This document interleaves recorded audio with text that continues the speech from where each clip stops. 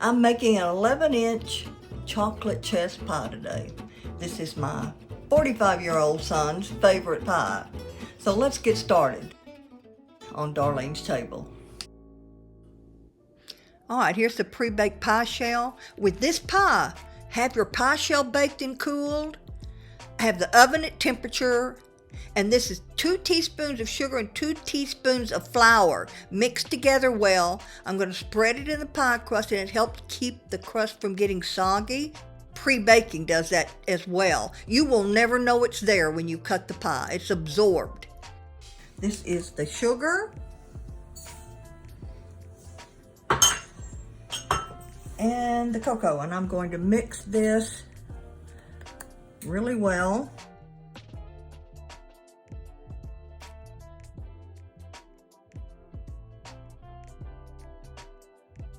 We want to make sure there's no lumps.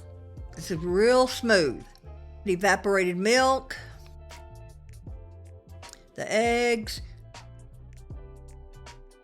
and vanilla extract.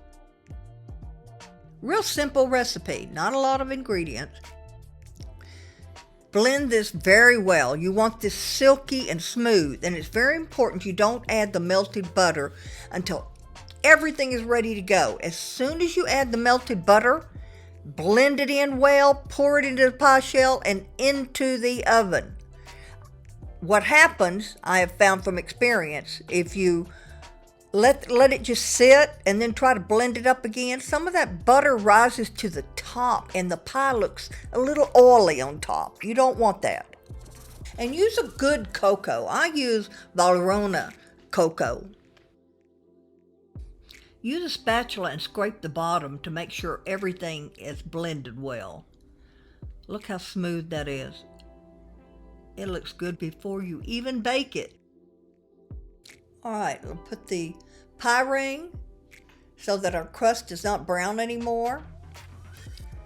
And into the oven at 350 degrees for an hour for this 11-inch pie. See, no jiggle. We're going to let it cool completely and then into the refrigerator.